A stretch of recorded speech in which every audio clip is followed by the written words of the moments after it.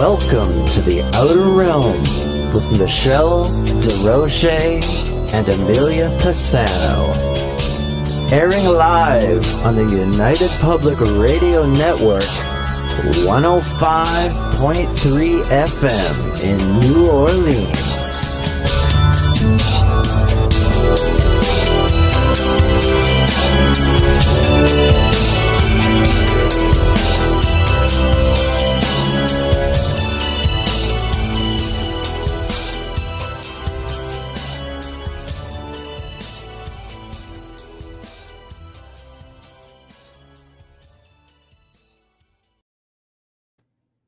Good evening, everyone. Welcome to the Wednesday night edition of The Outer Realm.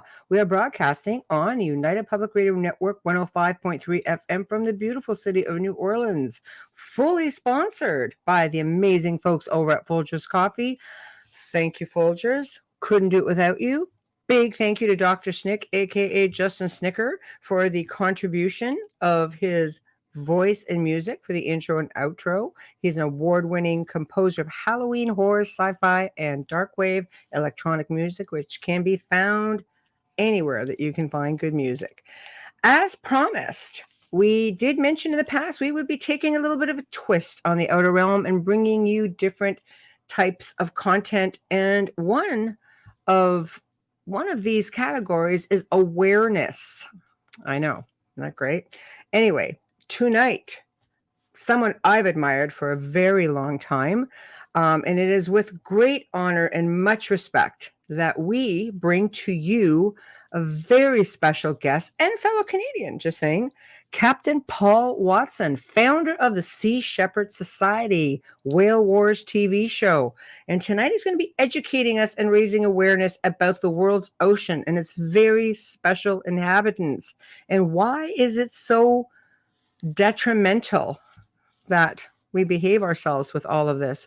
So tonight's show is dedicated to the countless men and women who make this amazing organization, the Sea Shepherds, just what it is, for their sacrifices, everything. But in order to participate in tonight's show, you're going to have to head over to our 8 different, I'm going to have to just break that down. Our 8 different platforms. I'm sorry, still medicated, still coasting. So I'm just going to do one of these. There we are. Here we go. Okay, there we have it. So, of course, we are on the regular YouTube channels, UFO Paranormal Radio, International Public Radio. We're on Facebook, Outer Realm, Canada's Most Haunted, Joe Montaldo, UFO Undercover News on the flip side, and of course, UFO Paranormal.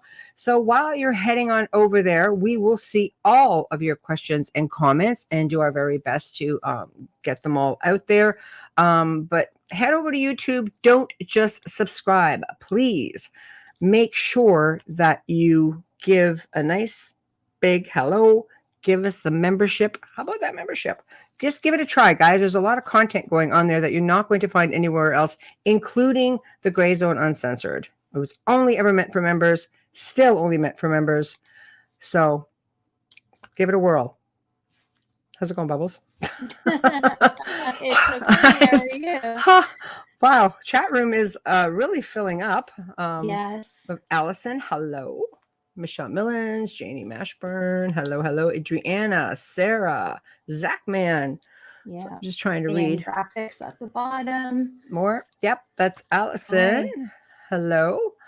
All right. So this is like, I'm pretty excited about this actually, because I'm a bit of an activist like that, and I just think to myself, watching these videos that Captain Paul Watson has done, and I'm almost in tears. People don't realize just how amazing these animals are. These whales and dolphins, and oh my gosh, they're smarter than people.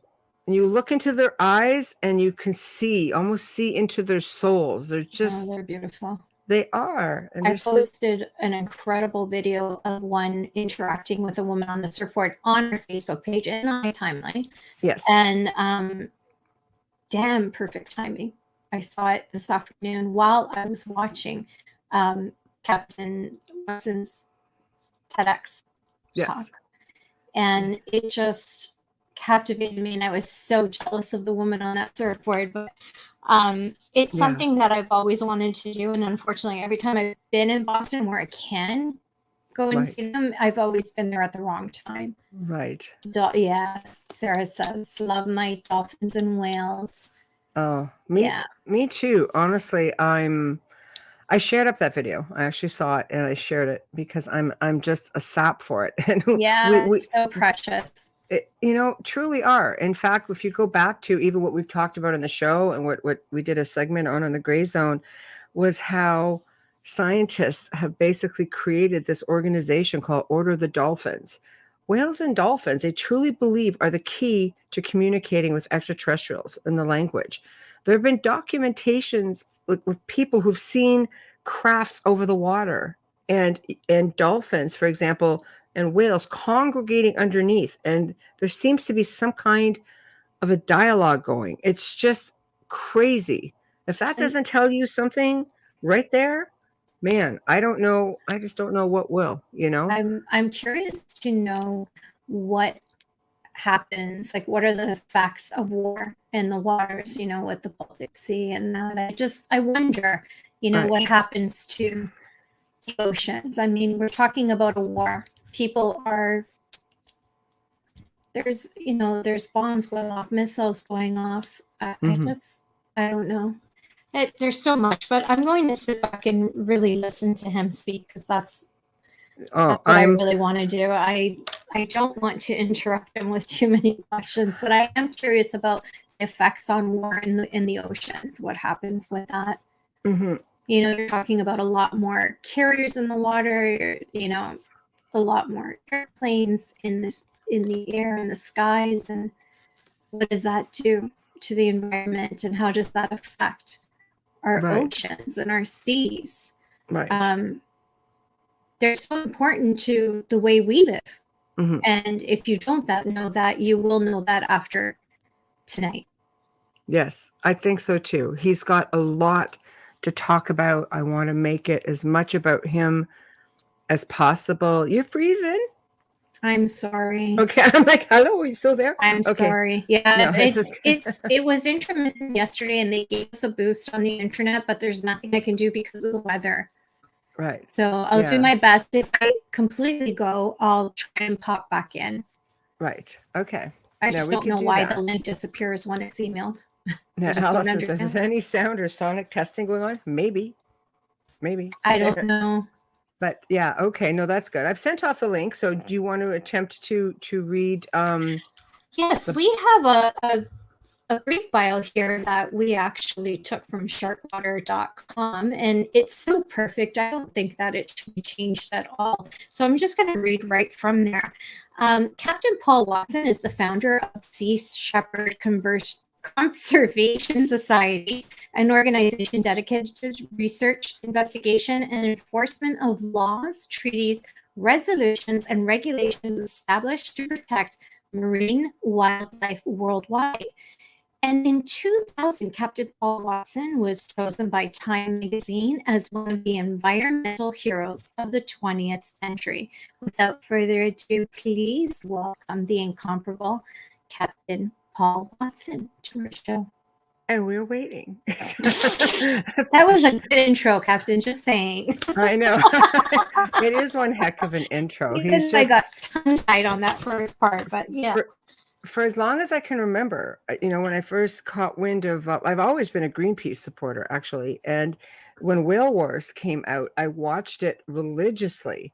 Yeah. Because I kept thinking to myself, God, these guys have balls. It's like, whoa. I love what he says. We're trying to bankrupt them. Yeah. Because all they understand is money. Yeah. And that is a brilliant way to do that, because it doesn't matter how many you save. It's about taking their ships and making sure they're not out there, because they are there illegally more than not. Absolutely. There's so much support for these guys. And I remember being at a Boston concert, of all places, and huge stadium. And they did a song for whale wars and the Sea Shepherd Society. And when they played it, they had scenes from the show going. I must have seen 30,000 people stand up and lose their freaking minds. And I'm thinking, this is outstanding. Like, oh my God. You know, Yeah. it just made you realize that this is like a global phenomenon. I could watch footage of whales for hours, just immerse me in there. But I am not one to, I'm going to say this straight out, I don't go to aquariums, I don't go to zoos, I never have, and I don't go to the circus. I don't support, and I especially don't support marine land. I don't care if you're listening, you guys should have been shut down a long time ago. Right. I can't support animals in captivity. I don't agree with it. I don't believe it. I think it's so wrong on many levels. I wouldn't want to be held in some fenced in land area and being observed. It's just wrong.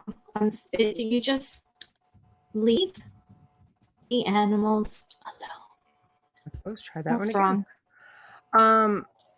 Yeah, I guess he was waiting for the link. He didn't get it. So I've resent it.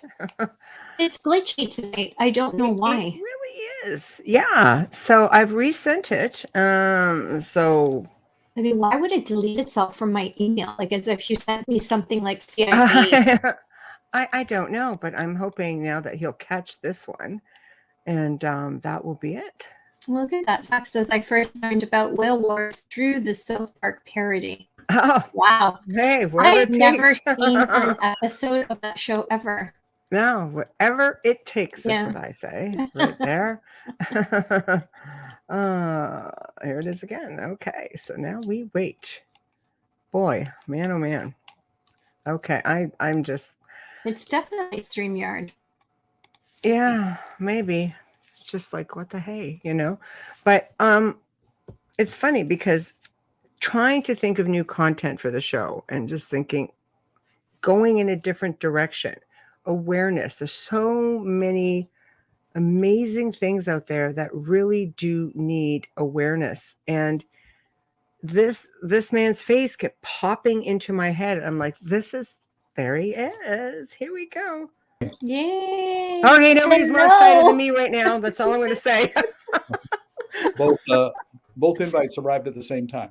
Oh, wow. Okay. How are you, Captain? How are you tonight? Good, thank you. Wow. Good. I have to just really start the show with saying thank you. I have to, because honestly, I have followed you for quite a while, a long time, and it's just unbelievable what you guys do. You put yourselves out there. I mean, really put yourselves out there. You put actions speak louder than words. You put your money where your mouth is for real. And I just say thank you for having the kahunas to do it, because most would not. And I thank you for that, because I love whales. I love the ocean. I love everything about it. And it's just heartbreaking to see what's going on right now. And now with the war and everything else, I'm sick to my stomach, because these creatures are going to end up suffering one way or another with all of this activity over the water. Yeah, that's true. But it's not just me. We have 10 ships, captains, officers, crews, or about 300 volunteers at any given time from 37 different nations. Wow, I love it. I love it. Well, where I would like to start is, I mean, you're a fellow Canadian, New Brunswick, yay. And how did you come to decide in your life that this is what I'm going to do? I mean, I've supported Greenpeace early on and saw the significance at the time. It's what was there till you guys came along and changed the whole game. So maybe you could just lead us into your humble beginnings, so to speak. Well, I didn't actually make any specific decision to do what I'm doing. I was raised in a fishing village in New Brunswick, and when I was 10 years old, I spent a summer swimming with a family of beavers in the forests and the woods. Oh my gosh. And the next summer, when I went back, they were gone. And I asked questions, found out trappers had killed them all during the winter. And I got really angry. So that winter, the following winter, I began to walk the trap lines and free the animals and destroy the traps. And that gone on to disrupting deer hunts and different things. And well, I joined the Norwegian Merchant Marine. So I was a merchant sailor. But when I came back in 1969, there was a big demonstration on the British Columbia Washington state border against nuclear testing in Amchitka and the Aleutians. And it was organized by the Sierra Club and the Quakers. But my motivation for getting involved was because Amchitka is a wildlife refuge, and it was you couldn't take a gun onto the island, but here they are blowing a 5-megaton bomb up underneath of it, and it killed a lot of sea otters and sea lions. And so anyway, that demonstration evolved into a group that came up with an idea, and that group was called the Don't Make a Wave Committee, because people were still, remember the Anchorage earthquake and the tsunami, which hit Vancouver Island and Hilo, Hawaii. And so the Don't Make a Wave Committee, the Quakers reminded us that in 1956 they had sent a boat down to Bikini Atoll to protest atmospheric nuclear testing. So, okay, that was the idea. Let's get a boat. And at one of the early meetings, somebody left the meeting and said peace, and somebody else, Bill Darnell, actually said make it a Greenpeace. And Bob Hunter said, hey, that's a great name for the boat. So the boat came first. Wow. And it was Greenpeace and the Greenpeace 2. I sailed on the Greenpeace 2. The Greenpeace 2 was the one that was actually up there when the bomb blew up. The other one had come down. Oh. But anyway, in 1972, the Don't Make a Wave Committee officially changed its name to the Greenpeace Foundation. And we took the name Foundation from Isaac Asimov's Foundation trilogy. And so that was in 72, and I was a founding director on that, along with Bob Hunter and Rod Maroney and many others. And but in 1977, I left Greenpeace and established Sea Shepherd. Wow. And the reason being is that, Greenpeace is okay as a protest organization, but I've never really been into protesting. It always seemed very submissive to me, like, oh, please don't do that. Please don't kill the whales, and of course they do it anyway. So I felt there was a need to intervene. So I set Sea Shepherd up to intervene against these illegal activities. But it was set up with a specific strategy, which I called aggressive nonviolence. I mean, we're going to be aggressive, but we're not going to hurt anybody, and we never have. But we have no problem with destroying equipment and property which is used to kill lives or take to illegally, for like poachers, for instance. I mean, if a person's about to shoot an elephant and you go up and you knock the rifle out of his hand and destroy that rifle, that's an act of nonviolence. Right. But in a society which values property over life, then of course that might be considered violent. Right. So so we've been very, very cognizant of being very careful in all of our campaigns to ensure that nobody is physically injured, and that's 42 years later, we haven't injured anybody. That's amazing. That's amazing. I'll hand it to you guys. That's what you do is incredible. It comes with a lot of sacrifice and a lot of hard work. And again, I can't thank you enough. I watch your videos and I listen to your stories, and I just hope I don't do it tonight. And it just brings me to tears because it hurts my heart a lot to hear it, because I could feel it, when you're experiencing it. And I just, I can't even look at a video into a whale's eye without it bringing me to tears. So again, I'll probably say thank you a million times while you're on tonight, but I want the show. This is about you, and I want you to talk about anything that you want to talk about. We'll jump in. Just it's a show about awareness. I think people need to be educated. Well, one of the things that I've done in the last year is actually I decided to found a church, and it's nice. I call it the Church of Biocentrism. Okay. All religions, or pretty much certainly all the dominant religions, are anthropocentric, which means they all look at humans as the center of everything. All of reality revolves around us. And I feel that we need to revive the, indigenous ideas of we're all one and the same. Everything is interdependent. Everything is part of everything else. And so that's what the Church of Biocentrism is. And I'm calling it a church because people understand churches and whatever. But I think that we have to understand that we are not dominant over all other species. We need them, they need us, although we need them more than they need us. Yes. A few years ago, I had this Brett Hume, I think he was a reporter for Fox News, called me up and he said, "Did you say that birds and trees and worms and bees were more important than people?" I said, "Yeah, I did say that." He said, "How could you say something so outrageous?" I said, "Well, because birds and trees and worms and bees are more important than people. That's a fact. And the reason being is they can live here quite happily without us, but we can't live without them. We need them. They don't need us. That makes them ecologically far more important than we are. And if we think we can live on this planet without being interdependent with all of those other species, then we're going to go extinct." And it's simple. One of the things that I like to get across to people is that there's a group of plants in the ocean called phytoplankton.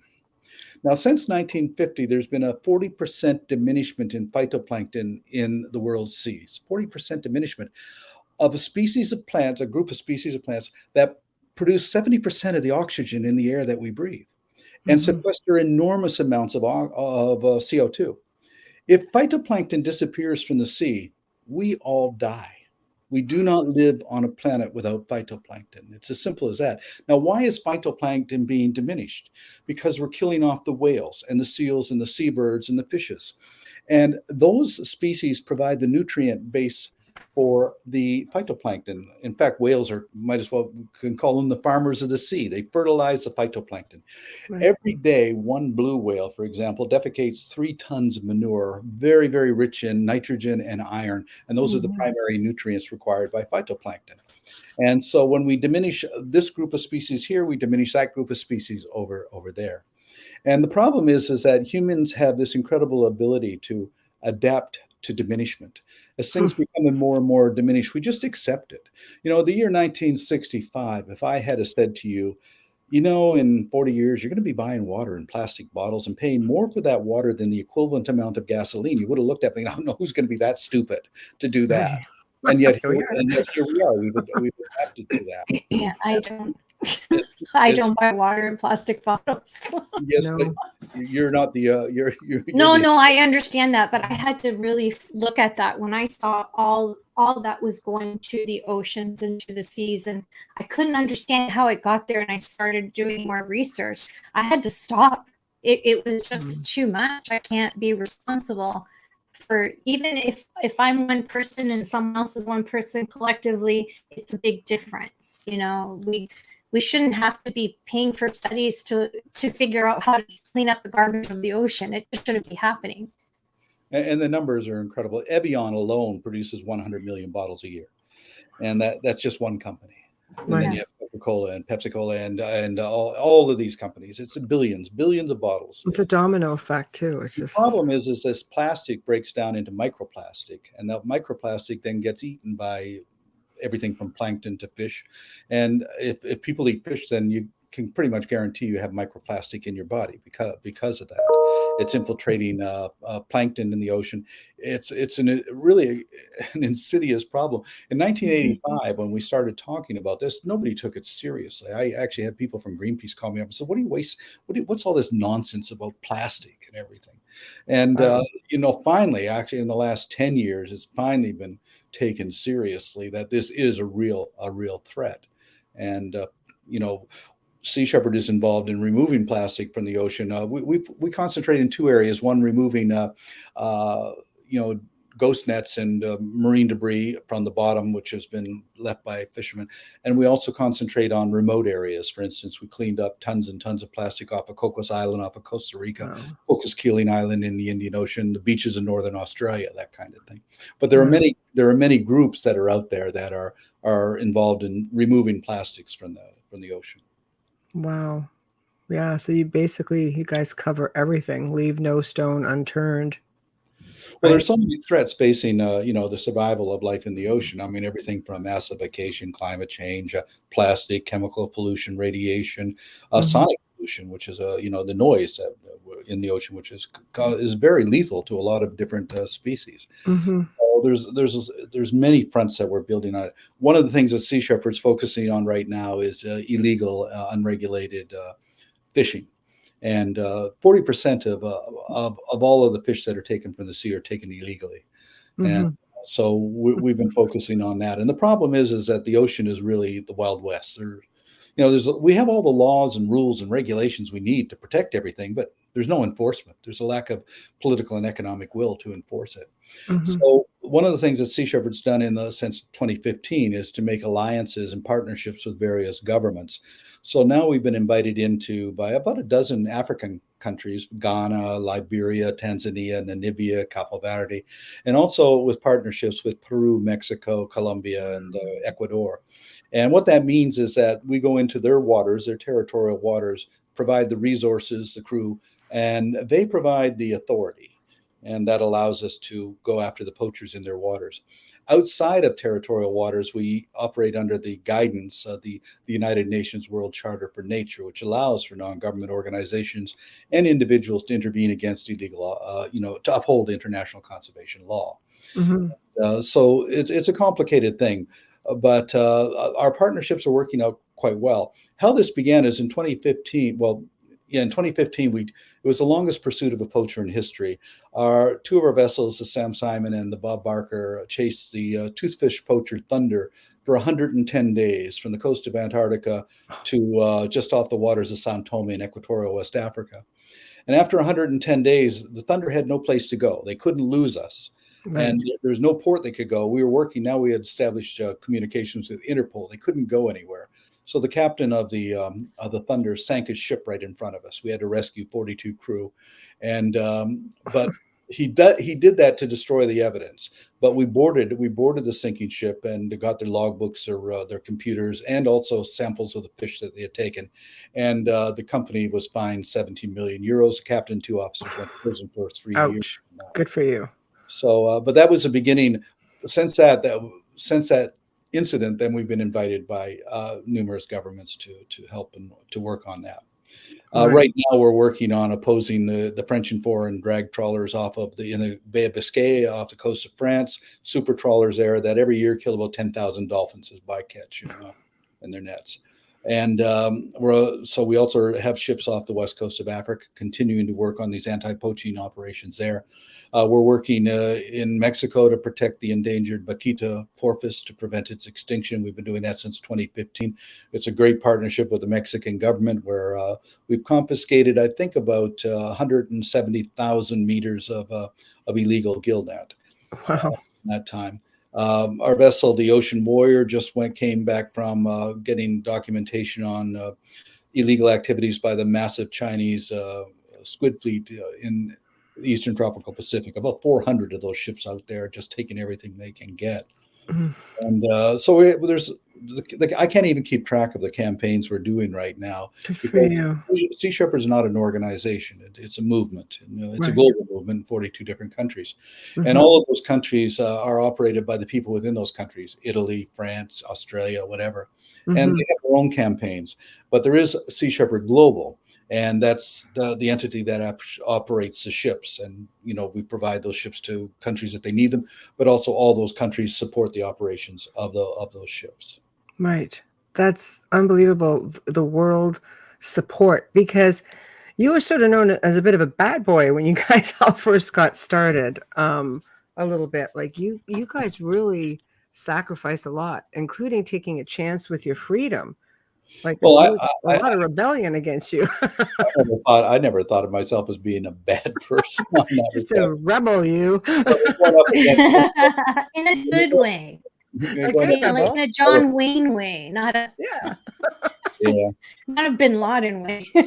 Well, I am on the Interpol red list. Now, the Interpol red list is for serial killers, major drug traffickers, and war criminals. I'm the only person in the history of the Interpol red list to be put on there for the charge of conspiracy to trespass. Conspiracy to trespass on a whaling ship. But because we cost Japan $200 million and drove their illegal whaling operations out of the Southern Ocean, Japan takes things pretty personally. So they put me on that list to try and keep me from traveling really. But I've been on the list for 10 years now. Can't we put them on the list so that they can't continue doing what they're doing? Well, you think there's 45,000 Japanese gangsters, registered gangsters in Japan. Not one of them's on the red list. I worked crime for years, so I know exactly what you're talking about. But I can't believe you're on that red list. That is just crazy. Well, it was taken up by the European Union, who, as an example of how politics is being used by the red list. And we did write to Interpol, and Interpol agreed with all our arguments, but said, well, it ultimately comes down to Japan. And so it's a powerful country and can't really do anything about it. Right. They tried to get me in 2012. I had landed in Germany in 2012, and suddenly I was being detained on an extradition request by Costa Rica, which was a surprise to me. And then I found out, of course, Japan had leaned on Costa Rica, because in 2002, I was coming down the coast of Central America, and we found shark spinners in Guatemalan waters. And I asked the Guatemalan government what to do. They said, can you stop them? Which I did. Didn't hurt anybody, didn't damage any property. But when the fishing boat returned to Costa Rica, they accused me of trying to kill them. So suddenly when we pulled into Costa Rica, I was charged with 8 counts of attempted homicide. But fortunately, Rob Stewart, who was making the film Sharkwater, and he was on board, he filmed everything. And we went into court. The judge and the prosecutor looked at the film and said, oh, okay, and dismissed the charges. A week later, I get charged again, this time with 8 counts of assault. Once again, we go into court, show the film and everything, and the charges are dismissed, and I'm given clearance to leave Costa Rica, and I thought that was the end of it. Until 10 years later, now I'm being arrested in Germany on an extradition request by Costa Rica on the charge of a thing called shipwreck endangerment. Nobody really knew what that was. But apparently it was a terrorist charge. But the reason that happened was that the year before, Japan met with the president of Costa Rica, and a little bit of bribery took place there, and they said, Japan said, can you do this? And Costa Rica said yes. But anyway, the good news of this is that in 2018, Costa Rica had a change of government, and the new environment minister called up and apologized and dropped all the charges have been dismissed by Costa Rica. Fantastic. But and Japan brought you on board, basically. But see, what happened is Japan and Costa Rica had applied to Interpol for put me on the red list, and it was denied. But when I was arrested in Germany, I was held for 2 months under house arrest. And then I had a supporter in the German Ministry of Justice who called up and said, because I had to report to the police every day. He said, when you go in to report to the police on Monday, you're going to be extradited to Japan. And I said, really? Well, on Sunday, I left Germany. I jumped bail and left Germany. And they had my passports, my Canadian passport and my American passport. And so anyway, I got one of our boats to sail me across the Atlantic. And then I went ashore in Nova Scotia. Not quite legally, but because I was raised in a border town in New Brunswick, I knew how to cross the border into the U.S. Right. Then I got to Catalina Island, and I got one of our boats to pick me up there, take me to American Samoa, where I joined up with Steve Irwin, went down to the Southern Ocean to confront the Japanese fleet. And then after that, I spent 7 months on deserted islands in the South Pacific till John Kerry gave me permission to come back to the United States, not Canada. I can't go to Canada. They will send me to Japan. You're kidding. Oh, you're kidding. In fact, the U.S., the Germans turned my passports over to the embassies, and the U.S. gave me my passport right away, but Canada wouldn't give me my passport. Really? I finally got it, but now it's expired. I tried again, and I'm still waiting 3 months to get the thing. This is just ridiculous. Honestly, we're so messed up. Too bad we can't revoke some of their passports. Canada doesn't like me for, the seal hunt, opposition to the seal hunt, opposition to the fish farms, and Where? Yeah. The seal hunt those things enraging. Are hard, so difficult to watch. Oh my gosh. It's enraging. A funny story. And then in 1977, I actually had a confrontation with Pierre Trudeau over this whole thing, which was quite funny. But what's even funnier is that I went to school with Margaret Trudeau and Sinclair at the time. And when I saw her all the way back in the 70s, she had a stroller in front of the Hotel Vancouver. So I just walked up and talked to her, and she was first lady of Canada, but this is Canada. You can do that. And anyway, I walked up to talk to her, and that's Justin Trudeau was in the stroller. And I remember this. You had your chance. I know. I was going to say, dang it. But I remember very clearly. I said to her, "Do you think he's going to grow up and be prime minister someday?" Because And she looked at me and she said, "Oh God, I hope not." Us too. Here we are. So. Well, the funny thing about Pierre Trudeau is that I confronted him at Berkeley, of all places. He was giving a commencement address, and I was leading a demonstration against the seal hunt. And he came out, and the consul brought him straight up over to me, and he was all really angry. And I was a little shocked because he was so short. I was taken a little back by that. He was just a little guy. And he came up to me and he says, "You're nothing but a damn hypocrite standing there in your leather shoes, and you're opposed to the seal hunt." And I looked at him. I looked at my feet, and I looked at him. I said, "Oh, I guess they are leather." And he looked at my feet, got very embarrassed because I was standing in bare feet on the lawn. Oh, good Lord. That backfired on him. Yeah, he wasn't too quick. I love it, though. I do. I met him when I was a little kid, but my interaction wasn't like that. Oh, nothing better than quieting up a politician. It's fun when you can do it. Yeah. Yeah. It's terrible you can't get back into Canada. That's just horrible. No, I haven't been to Canada since 2010, I think, was the last time. Oh, gosh. Yeah, well, I tell you how to get in, but I'm probably sitting in front of 3 million people. Wouldn't be a good idea. I could get in if I wanted to get in, but I'm not. It's not worth taking the chance. He's done it before. It's not like he doesn't know. No. Especially when you live on the East Coast. I know. There's ways. I keep forgetting My how God. many people are actually listening, because every now I almost catch myself like, don't say that. Well, Well, if you're serious, you can just walk the border of Massachusetts and Maine, or you just go straight into Quebec. Fort Erie. Well, one of the funniest things, back in 1983, when we intervened against the seal hunt, we all got arrested under the Seal Protection Act, which makes it illegal to protect a seal under the Seal Protection Act. In fact, it's illegal to witness a seal being killed, or illegal to document a seal being killed under the Seal Protection Act. It's pretty Orwellian regulation, really. Anyway, we all got arrested under this, and my ship was seized and everything. And we went into court in Pierce, Quebec, before a guy called Yvon Mercier, the judge of Mercier, who was known as the hanging judge of the seal hunt. If you were against the seal hunt, he was going to deal with you. So the strategy that we put together I thought it was brilliant, even though I did it myself. But was, okay, I said, this guy's going to sentence us. No matter what we do, we're going to be found guilty. So let's just piss him off as much as we can. And that's what we did through the whole court case. We made him so angry, and he found us guilty, of course, but he sentenced me to 15 months in prison for conspiracy, 6 months in prison for breaking the Seal Protection Act. That's 21 months in prison, $70,000 fine, confiscation of my ship, $3,000 fine for every crew member, and ordered me not to speak to any journalists on any subject whatsoever for 3 years, and barred me from the 5 Eastern Canadian provinces for 3 years. Wonderful. I went into prison in Quebec for 6 days, got out on appeal. This all went to the Court of Appeals in Quebec, and they looked at it. What the hell is this? And threw the whole thing out. But And you it's aggravated him, and he'll never forget it. But then this becomes public record, so you get it out without speaking to the journalists, because courtrooms, all of them, all trials. Yeah, but as soon as I got out after 6 days, I called a press conference anyways. I like you.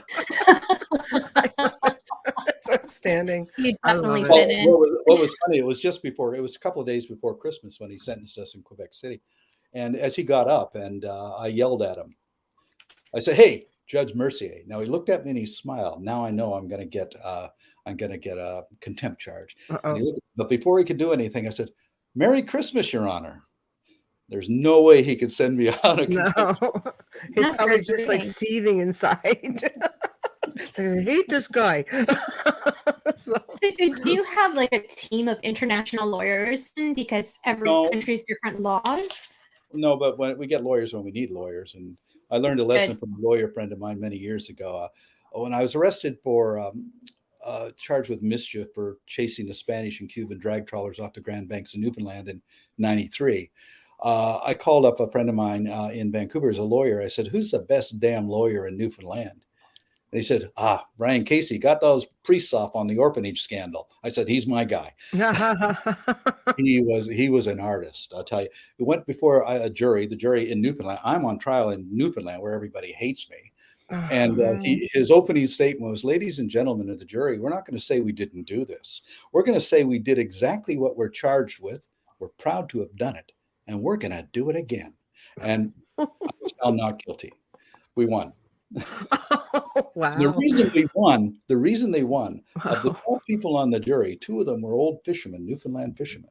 They might not like me, but they didn't like the government. They hated the government more than they didn't like me. Yeah.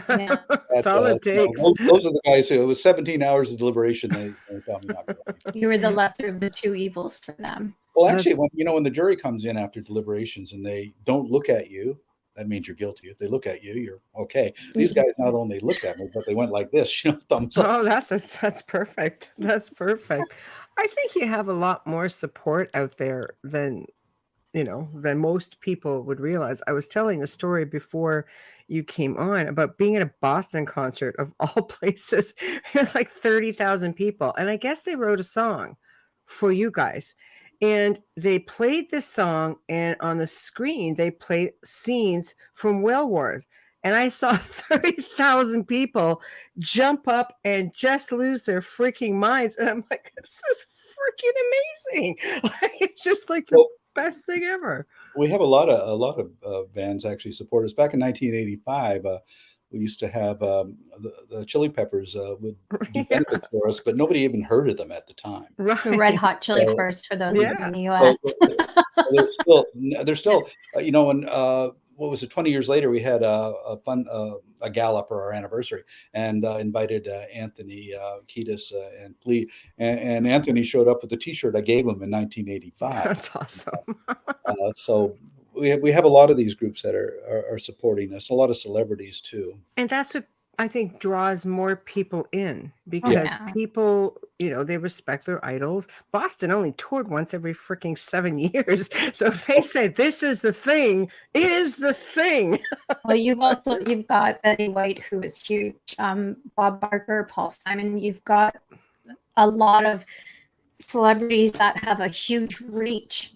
Yeah, and in all ways. We live in a media culture, so that's why I think it's important. And I always joke, I said, because we have Richard Dean Anderson and Pierce Brosnan, we had Sean Connery before he died, and we have William Shatner, and we have love him.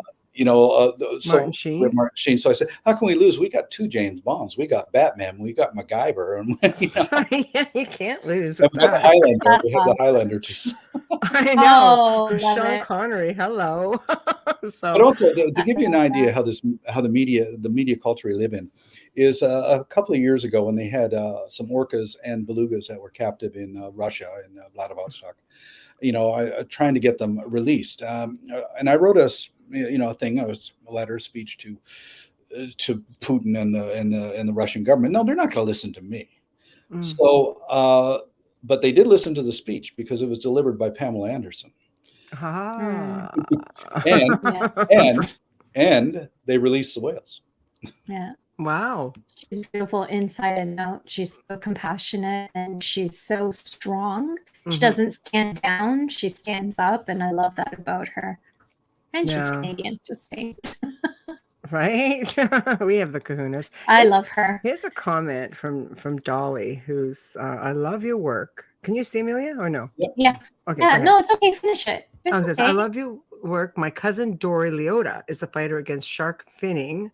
I've been sending money for years. That's devastating. Yeah, she is a big animal supporter, actually. I know Dolly. So I love hearing stories like that, because I did not know that about you, Dolly.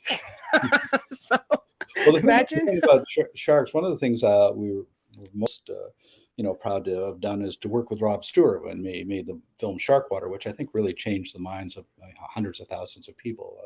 And to understand the value of sharks, how important they are to marine ecosystems, and how much threatened these ecosystems would be without sharks. And I always find it strange that people demonize sharks as these monsters when the average number of people killed by sharks every year, usually by accident, is about 5. The average we kill about 90 million of them every year. So we're the monster on that. Wow. And I always say to people, I don't know why you're afraid of sharks. Kelly Slater, the surfer, said, well, if you're afraid of sharks, there's one, just stay out of the ocean. That's the solution. Exactly. But it's more dangerous to play golf than it is to swim in the ocean with sharks. More people die every year stung by bees or struck by lightning on golf courses than are killed by sharks in the ocean. And usually it's a case of mistaken identity because unfortunately surfers look like seals from below. That's true. I watched a documentary on that. Yeah, that's true. Not all species of sharks attack. There's very few. Yeah, a lot of them are benign. But also, I think that the three areas where shark attacks are most prevalent are Western Australia, Queensland, and La Reunion Island in the Indian Ocean. Now, what do those three places all have in common? Shark control programs. Oh. They're shark culling programs. Now, what that does is that they go in and they kill the sharks in the reef, say the bull sharks in La Reunion. That creates a vacuum, drawing sharks from the outside. Now, these new sharks coming in, they want to maintain their a new territory. They want to define that new territory. So they're aggressive, much more aggressive than the sharks that were there that were killed. So every time they do that, they're bringing in more aggressive sharks who are trying to stabilize their territories. And so the solution, which of course they're not going to listen to, is stop killing sharks and you won't have that problem. Right. No brainer. So one would think. Yeah. I feel that education is very important. Just educating people as to the importance that every species plays a part in the ocean. You're talking about plant life. People don't see, like, well, how do whales help us? Aside from what they tell you, watching your TED Talk and talking about the oil and the Russians and what the oil is used for. It's people have no clue. Do you guys have that sort of an education program also? Like, is there a place that they can go to be made aware of things like this? Or do you give talks? We do have educational programs and, of course, books. In the last year, I've written 2 books on orcas, for example. And I'm writing children's books because that's the most important people to educate, because you can educate children. It's pretty hard to educate adults. They tend to have their minds made up. Children, people always ask me, what should we teach our children? I usually say nothing. Don't teach them anything. Why don't you listen to them for a change? They seem to actually understand intuitively what the problems are and how to solve them. Great ideas come from children. Right. And, I have a 5-year-old son. He's got brilliant ideas when it comes. He's 5. They know everything at 5. I think they're more in touch with the natural world. It's true. Anthropocentric, education there. We drive that all out of them. So we're taught as children, you intuitively love animals, but then we say, no, you got to grow up and understand that animals are here to eat, animals are here to use, and that's the way the education turns people in that way. If we just let children be children, that wouldn't happen. You're right. You're right. And I think it does start with that generation. You teach them how to love animals. You get them a pet. You basically say you have to be kind. Look at the birds. Look at this. And I know, because I have a grandson, and I go through the same thing with him. I'm like, this is why this is all important. He loves and he respects. But when you're molding these little minds, especially 0 to 5 years old, you're instilling the building blocks of life of what they're going to respect and not respect, what they emulate. So that's the perfect time, as they get into 5 and up. It's like, I think it's a brilliant idea to do the children's books. I had an experience in the early 70s, which was very enlightening, is that we were speaking to schools in the Queen Charlotte Islands, the Haida Reservation. And in the morning, we spoke to the kindergarten. At noon or around midday, we spoke to the grade 8, grade 9, and seniors later in the day. Now, here's what we went into the kindergarten class. Anybody here speak Haida? Every one of them. Anybody here seen a whale? We just sat there and listened to all their stories about whales. Right. For the mid school, anybody here speak Haida? A couple. Anybody know anything about whales? A few. Seniors, anybody speak Haida? No. Anybody know about whales? Who cares? So we took these beautifully intelligent children and turned them into morons through the school system. Yeah. Also, the school system is the biggest system to support the zoos and freaking lion safari and all of these, Marineland and what's the other one? SeaWorld. They're the biggest ones to support them. They have But to at least stop Canada took a stand on that. Like they basically said no more. But we still have a zoo. Yeah. We still have the Toronto Zoo. It's huge. Well, I do have to say that over the last 50 years, there's been a lot of change. People have become more aware. Just look at the vegan movement, for example. Yes. You know, back in 1980, nobody knew what a vegan was, unless you're from the planet Vega. Is that something you eat? What is that? Yeah. So nobody knew what the word ecology meant in the 60s and that. Right. So people are much more aware now. But the problem is that everything is much more serious now. I mean, there's more threats now. I mean, we're dealing with climate change and everything else. Just getting people to understand that climate change is a reality is difficult. I agree. Do you find also when you're dealing with the world's militaries, it's like right, like hitting a freaking brick wall, because sonar and all these tests that they run, that's gotta just be terrible for marine life. Yeah, in 2015, I spoke at the environmental or the climate change conference in Paris, and I wrote a book about it. Urgence, it was called. And that if we really want to address climate change, we have to address certain things like, one, stop industrialized fishing in the ocean. Two, get rid of the military. Of course, I'm sure that went over real well. We have to stop these stupid anthropocentric wars. That's true. You know, I mean, everybody jumps on. I mean, look at the situation we're having now: Ukraine and Russia. Everybody's Ukraine. Well, fine, and I think that what they're doing is very courageous. But how is that different than Libya or Syria or Afghanistan or all these other things? We bomb the hell out of these places, but it depends who's doing it. You know, right. And Libya was a thriving. People had a lot of benefits they don't have anymore. Gaddafi was building a pipeline to the Sahara to transport water, not oil, and that's all gone, destroyed. And so what did we accomplish in Libya? Nothing. We control. We made everybody there miserable, and then we just left. Yeah. So, and the same situation's happening. This empire. If you read 1984, there was Eurasia, East Asia, and Oceania, the three superpowers, constantly shifting alliances. That's exactly what's happening now. China, Russia, the United States, constantly shifting alliances. We're going to side with China this time, but now we're going to be with Russia. It's a game. And the bottom line is to make money. The military complex is to make money. Wars are profitable, yeah. Everything else is collateral damage. Just look at this week. What are the highest rising stocks on the stock market? The defense industry. There we go.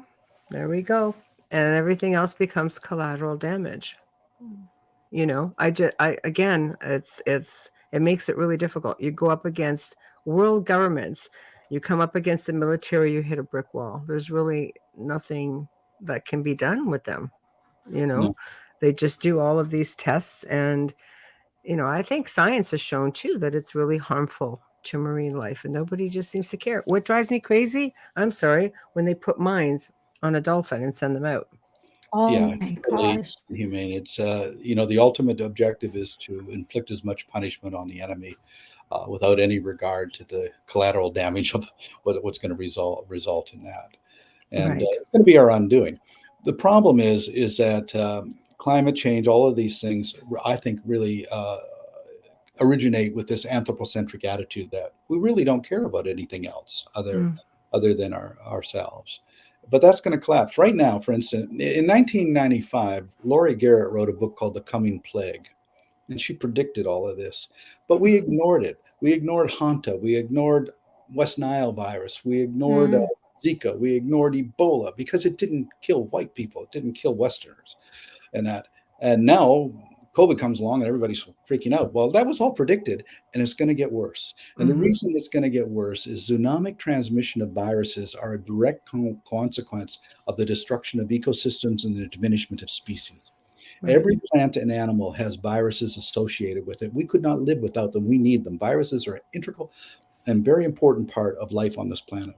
Right. But when you diminish a species, the viruses associated with that species got to go somewhere. Mm-hmm. And species which are close to us, pigs, birds, bats, whatever, those species are going to jump, apes, things like that.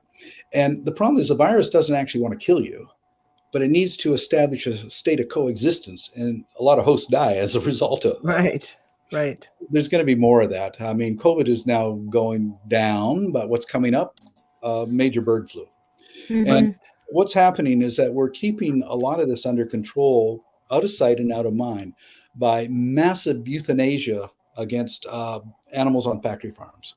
Every year we kill millions of them to control the viruses that could get out of control. It's at the first sign of a viral epidemic in a population of chickens or a population of mink or whatever, what we do is exterminate them. 17 million mink were put down in Denmark alone last year. Wow. Every year, geese and ducks and chickens, they go into the farms and they put this foam to suffocate the whole lot of them. Hundreds of thousands of them at the time. And you don't read about this. No, they don't. It's all kept very quiet. But I mean, you can if you look for it. But sure. But these factory farms are really just petri dishes, and they're constantly mutating diseases. And some of those diseases are going to jump, and they're going to jump to people, and they have. Right. And we have one of our campaigns called Operation Virus Hunter, because what we've been trying to do, working with Dr. Alexandra Morton in British Columbia, is to show that the salmon farming industry is, because of the massive use of antibiotics and chemicals and everything, these concentrated groups of salmon on the farms breed diseases. And those diseases, like retroviruses, they actually spread to wild salmon. So indigenous salmon, they don't have the antibiotics, so they're suffering, and the numbers are going down.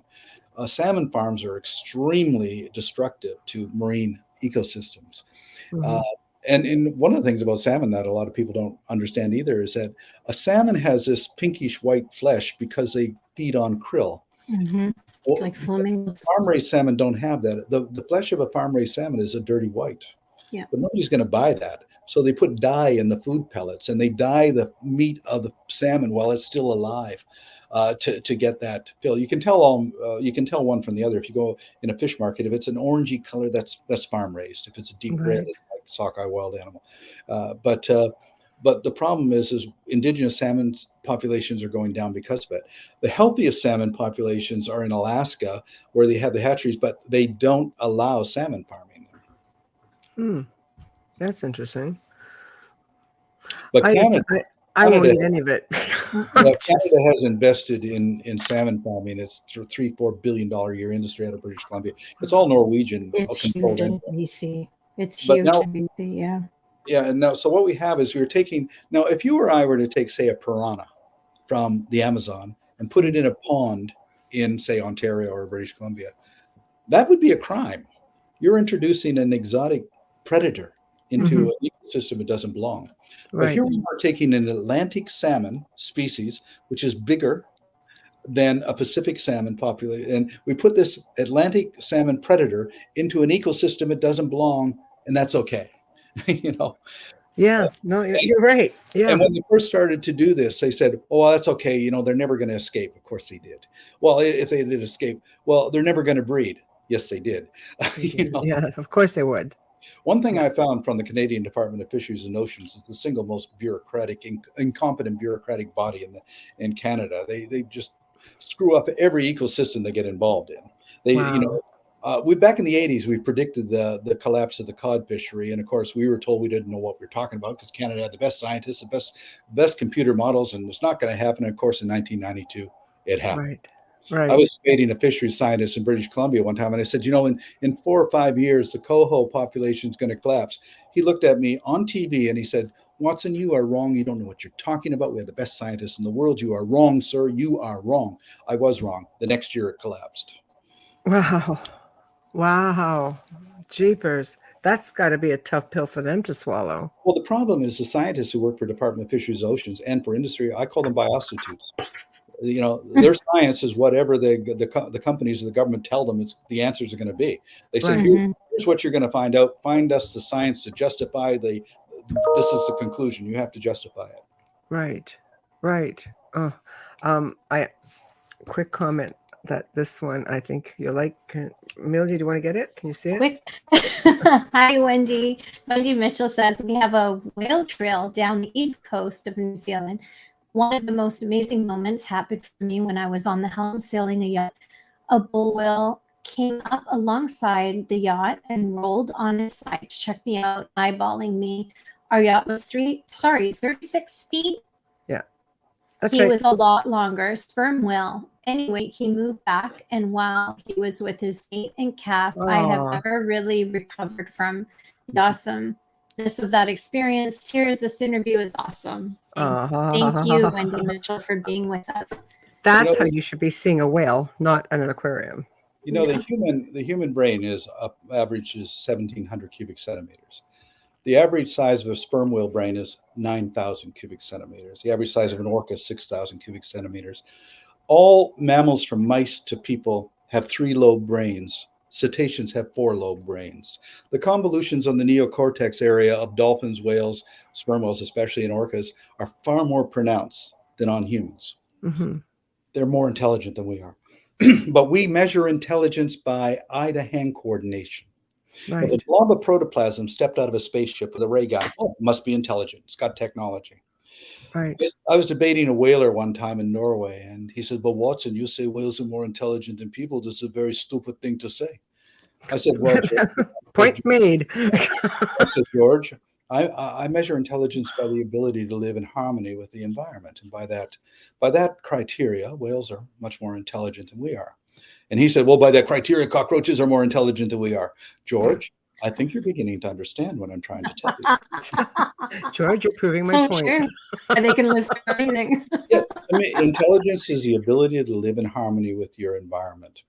Right. I mean, some animals have, senses far more developed. I mean, a dog can come into the room and tell you who was there yesterday. We can't do that. So that sense of smell is something which is way beyond ours. But whales and dolphins have incredible communication abilities. And, we discovered that, for instance, dolphins refer to each other by names. They have names for each other.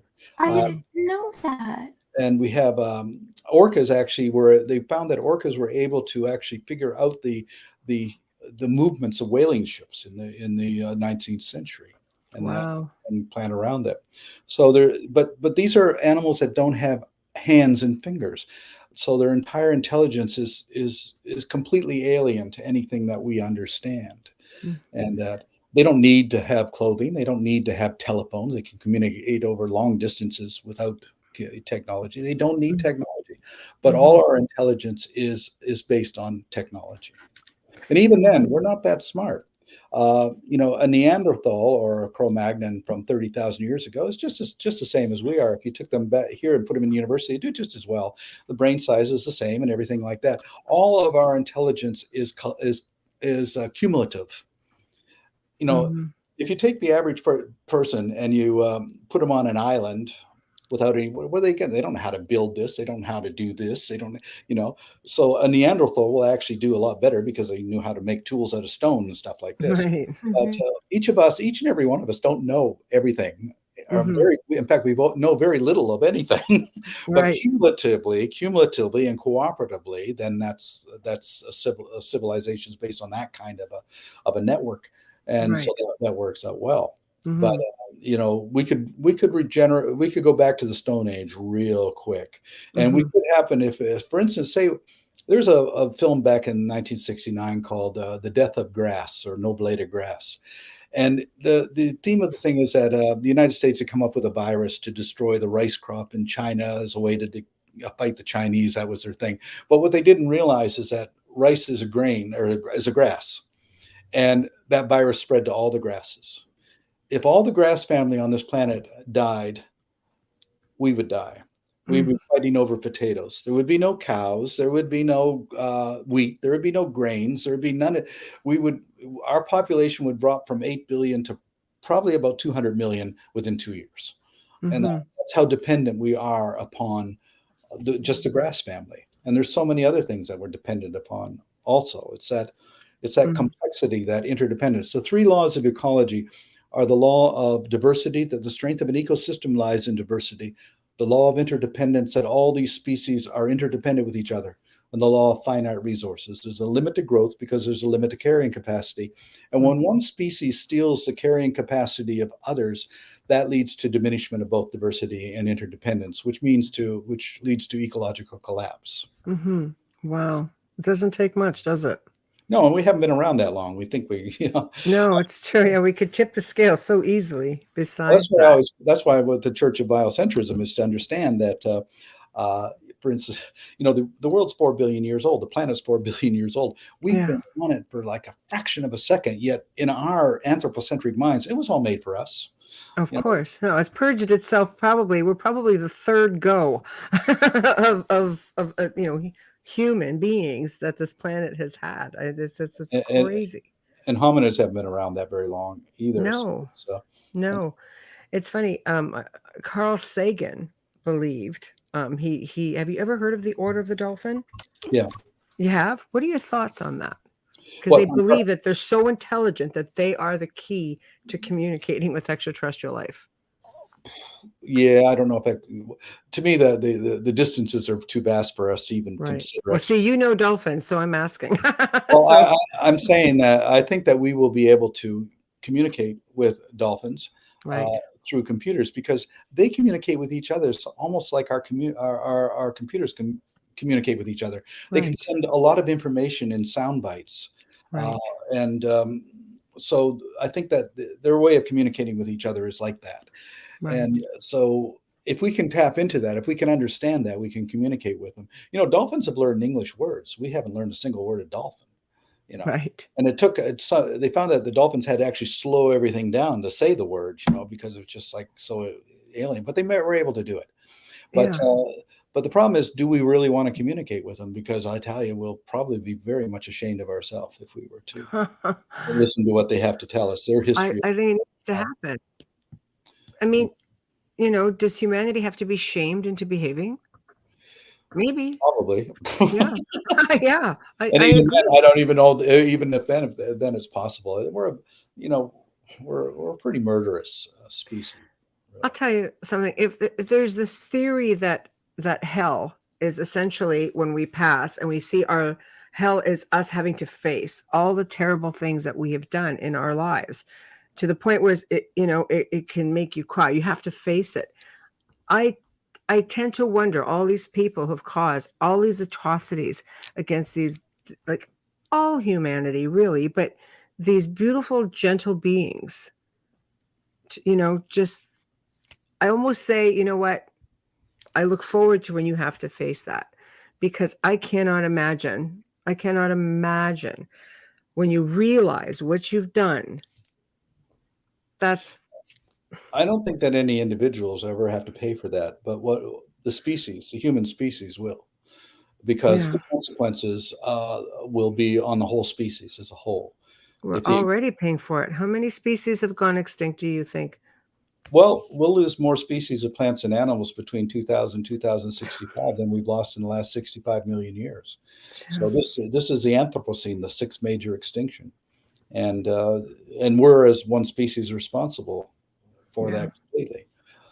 So it's a very, young people today are facing a future that we never had to, people my age never had to really face. I and people my age were born into the most materialistically wealthy and freest time in the history of humanity. It'll never happen again because the resources aren't there to allow it to happen. And as for freedoms, the freedoms that we had basically in the 50s and 60s, we don't have anymore. No, it's true. In 1983, I blockaded St. John's Harbor and kept the entire sealing fleet from coming out for 2 weeks. I couldn't do that today. If I tried to, they'd blow me out of the water. So, That's true. They know that you were going before you actually knew you were going. just with all the technology. The response to protests is far more ruthless today than it was in the 50s and 60s and 70s even. I don't think people realize how useless it really is. No, I don't think most people are out of touch with everything anyway. Yeah. Sometimes I believe that these protests are more about themselves than the actual cause, that there's people there just protesting to protest, and it's just a different. I don't. We're in different I'm always times. against protesting for two reasons. One, I think it's submissive, but two, a lot of young people get involved in protests and they get arrested, and that ruins their life. For what? You know, Right. I think it's better to infiltrate and work from within, and because the strength of an ecosystem is in diversity, the strength of a movement has to be in diversity, and that diversity includes, or approaches can be, litigation, legislation, education, direct intervention, all of these things working together. One's not any better than the other. So people who approach it by being lawyers or by being teachers or anything, that the writers, artists, they're all can contribute in their own way to use their abilities, their skills to make it a better world. Right. Make a difference at different levels. What's been your biggest challenge with all of this? I know I'm sure there's been many, but what's the one that stands out the most? Like, what would you have done differently? Well, I think in hindsight, if I had any regrets, I would have probably been more aggressive in situations where I was not as aggressive as I should have been. But Right. you have to operate within the boundaries of practicality and also Yeah. within the boundaries of the law. And so Right. that's one of the reasons I've been able to do all this for all this time. Right. But the one big frustration is bureaucracies. They're just immovable. You know, Right. fighting a government bureaucracies, corporate bureaucracies, is just so difficult because it's a mindset that is so alien to the natural world. And Yeah. but I've also learned to live with it so that I don't get, I just sort of I get a passive aggressive approach to it, I suppose. If they tell me I can't do anything, I said, okay, I agree with you, but then I go and do it anyway. See, you're a rebel in a good way. So, yeah, I can see that. I mean, you can't stand down because it's just almost. I mean, you win some, you lose some, but you take it with a grain of salt and you get back up and you go at it again, which is what I Well, love. to give you an example of how weird the bureaucratic mind is, back during the Band-Aid time, I worked with Rob Geldof. We worked in the same newspaper together. So he put this Band-Aid thing, and I was in England, and I said, okay, well, we can bring some stuff to the Sudan for Ethiopia. And so they loaded one of my ships, and we are going to go. Then the British Department of Transport said, no, you can't do that. You can't bring that stuff. You're not a cargo ship. You're not a commercial vessel. You're a yacht. I said, yeah, but we're not getting paid for this. This is a humanitarian thing. We're going to bring the stuff, to them. He said, no, there's just no excuses. There's absolutely no excuses. And so I said, well, okay, let's go back to Dunkirk. All of the yachts that went over there to rescue soldiers, none of them were registered to carry passengers. Now, I expected him to say, yeah, that was a war. You know what he said? Well, if I had anything to say about it at the time, that wouldn't have happened. So England lost the war because of a bureaucrat like that. Wow. Wow. That's the bureaucratic mindset. They don't. Yeah, it just works against you. It's so tough. You can imagine if everything flowed properly, just how much more you could achieve. But it's like you're constantly butting head with people who just don't have any understanding. Well, for instance, today, an Afghan family had refugees, where unfortunately they were a refugee to Ukraine. So they're trying to cross into Poland. The day before, the woman in the family had a baby. So a newborn baby, 1 day old, crossed into Poland, refused entry because the baby didn't have papers. Okay. Wow. We really do suck as humanity, don't we? They have to go back to Ukraine. They got to wait 8 days and, get the UN to get papers for the baby. I mean, this is a bureaucratic mindset.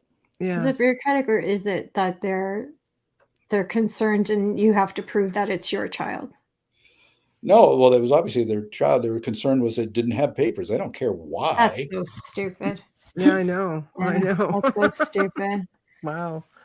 But throughout my career, I mean, dealing with port captains and transportation departments and everything, it's always been that case. I remember coming in Nova Scotia one time. Now, I had a ship which had the Canadian flag, but it was not Canadian owned. And the rules are that you cannot have a Canadian captain on a Canadian ship which is not owned by Canadian, even though it had a Canadian flag. So, I've heard Okay. that. I've heard that. that was its Yeah. part of transport regulations. So Coast Guard comes in, or was it Revenue Canada says, oh, you have to have a Canadian captain on the ship. And I said, no, Department of Transport says I can't have a Canadian captain. Well, we don't care what the Department of Transport says. Revenue Canada says it has to be a Canadian, Canadian captain. So there's no answer. There isn't. No, it's like an oxymoron. You broke the rules no matter what you do. Why is Revenue Canada getting involved? Well, because of of a ship which is owned by American, say, foreigners. Okay. You own a ship. You don't pay the taxes on it. It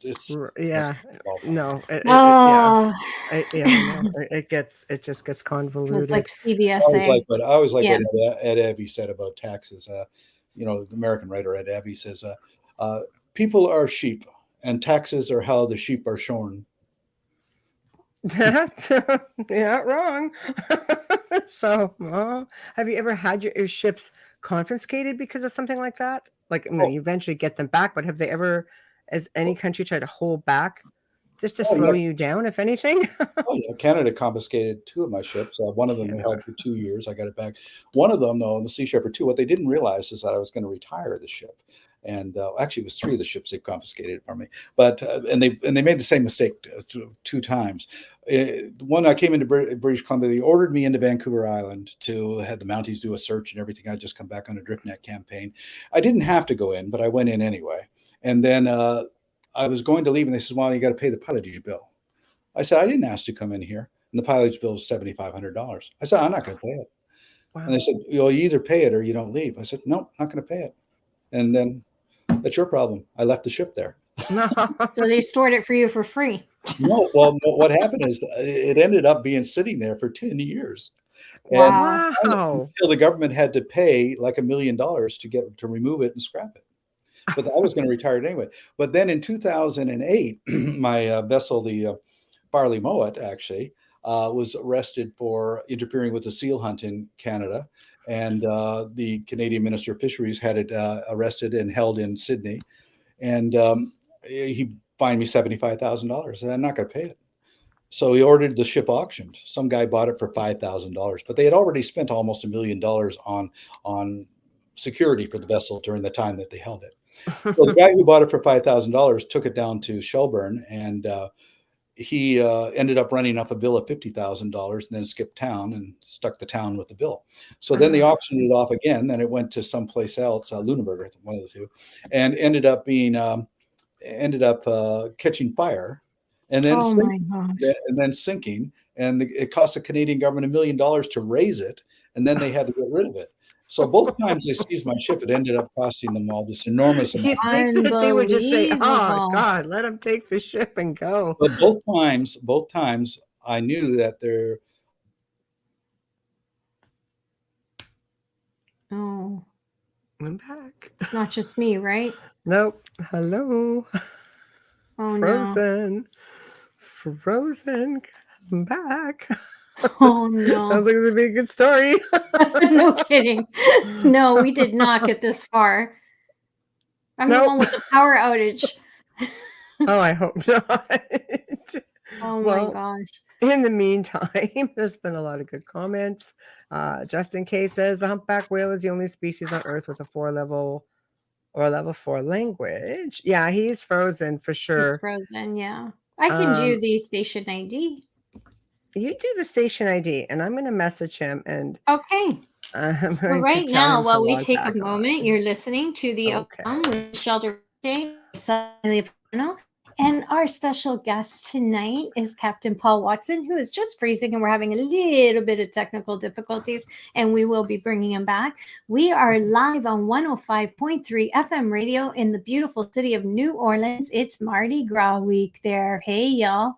Streaming on YouTube's UFO Paranormal International Public Radio, UFO Gods, and ET Extraterrestrials Radio, as well as all of our Facebook pages, especially including Canada's Most Haunted and The Outer Realm. A huge thanks to award-winning composer Dr. Snick, the Sonic Surgeon. also known as Justin Snicker, for our fabulous intro and outro. You can purchase his music on Amazon and Bandcamp. Find Justin on social media at Facebook and Instagram. A massive thank you to the one and only Folgers Coffee. I know that it's, you wake up with it, but you can also unwind with it and drink it and sip it while you're listening to our show. Without Folgers, we would not be here. Folgers, thank you so much for your support and always being there for us. Thank you, Folgers. Great coffee. Great coffee and great show. We need to get our guest back. I have emailed him and told him just click the link again and get back here. He might be frozen. I'm having issues on this side, but I found out there's an outage, an issue with the cable and internet in our little town here. Well, I hope he does not. I hope he's able to get back. A lot of really great feedback coming into the chat room. I mean, if we'll back up a bit. We can read some of the comments. Sarah, I'll put this up. There you go. Yeah, Sarah Bailey. Hello, Sarah. We have a purpose in life, and many have come here for their purpose. Being animals or not. It's that simple. Hello, Doreen. Hello, Lisa. Tamara says, wow, we were talking about the ecosystem and the balance. Yeah, worms, birds, and trees balance the environment. Absolutely. And Next. Hi, Wayne. Hi, Wayne. Hello, Corinne. Hi, Cece. Yeah, it's really important. I think people underestimate the value of bees. You need to research that if you do. Zachman says, years ago, I saw a parody of Jaws that made it look like a family-friendly Disney film. That was a more accurate depiction. Oh, it went away. That's okay. Oh, hold on. Going back. It was more accurate the original of sharks than the original Jaws. I like watching Shark Week. I'm not going to lie. Okay. Dolly. Hi, Dolly says empathy for our environment and the animals who we depend on. If they disappear, we disappear. Absolutely. Okay. It's a tough one. It's really tough. And it Oh, it's true. I don't understand all the plastics and how they get into the ocean. I have to do more reading on that because I don't get it. I know that a lot of people don't think about it because they believe, well, I'm putting my stuff in a blue box. How am I contributing to it? Well, I know. It's not just that blue box. You travel, there's the cruise ships and the resorts they produce and use a lot of plastics. And I'm curious to see these companies that make these water bottles, how are they being held accountable for their part in all of this? Mm-hmm. I'm really curious. I don't think anything, or I don't think they hold themselves accountable. No, but like we have these carbon footprints and all this other stuff. How are they? Why? Mm-hmm. There's manufacturers who have to pay taxes on stuff like that. Mm-hmm. And is it really doing anything to make it different? And why are we in we're such a society of gosh, like convenience and plastic, and it's terrible. How did we live before? I didn't grow up with plastic water bottles. So for me, it was a big, same. I have that's always been me. Mm-hmm. I don't think anybody. You're dealing with the powers that be. They don't hold themselves accountable. It's all about the mighty dollar. Yeah. Hold on here. Yeah, Dolly San Francisco is dumping directly into our oceans. That is terrible. Your biggest abusers. I agree. I agree. Tamara. These are the biggest worry. No bees equals no pollination of our planets. You can't survive without them. I think it just comes down to the fact that, again, awareness. And people don't, when you see a pile of garbage floating by, you have some people that will actually go out there and do something about it and clean it up. But then you get those who just don't, you look at it, okay. I don't know how this is okay. I don't know. I know from traveling so much around on the islands, there's a lot of plastic on the beach from the bars. And sometimes it gets cleaned up. Sometimes it goes out there. I don't know how much of it, but enough that Barbados has a lot of rules when you're on their beach, and you know, the sanctuary with the turtles and everything. So yeah, listen, me too. Glass growing up. Even the milk was in glass. I didn't drink milk. I'm lactose intolerant. Just in case. Hi, Justin. Even nasty bugs are necessary, yet we kill them with pesticides. In days of yore, they just planted parsley or thyme in between other crops. The smell kept the bugs away. Yes. No. There's no reason why things can't be organic. Oh, no. We got cut off. Hold on. If you spray your herbs, some of them, the hardier ones, with vinegar and water, a mild solution, you can stop them from eating it as well. There's different ways, because my father always had a huge garden and everything was organic. He didn't use pesticides, not even on his trees. So I agree. Stop producing plastic. I agree. Okay, hold on. I think the biggest users of that are the grocery stores. Okay, 1 second here. I'm going to go in. I'm going to try to send a link again. Yeah. If you go to the farmers markets and that, you'll see more people using their own bags. Oh, okay, hold on. We back? Let's hope so. Oh, there you are. Where'd you go? If you were hungry and you needed a break, you just had to say something. Say so, yeah. So we're just looking. I don't know if we're still involved here. It's Can you hear us? Can you hear us? Okay, 1 minute.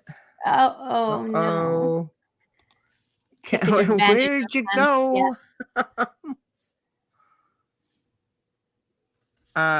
Yeah. Hemp is it's in a lot of stuff, which is you can get more hemp products than you used to be able to 10 years ago now. Yeah, well, it's more acceptable now too, right? It is. Hold on. Okay, so we're gonna get rid of this one. Hold on. Let me get rid of this. Kick. Oh, Justin, I'll just read his. Okay. Oh no, sorry, that was Justin. Clever. Just give me a second. Yeah. Can you hear us? Okay. No. Can you hear us? No. Okay. He's not muted. Make sure you're not muted. No, his microphone. Yeah, it's on from his end. Yeah. And frozen. Okay, so okay, well, hopefully he'll be back. Okay, now I can send read him Justin's. another. Okay. Yeah, I also had a garden where I grew many different vegetables and never used pesticides or artificial fertilizer. You don't have to. They didn't do that way back in the day, and they had lush gardens and beautiful harvests.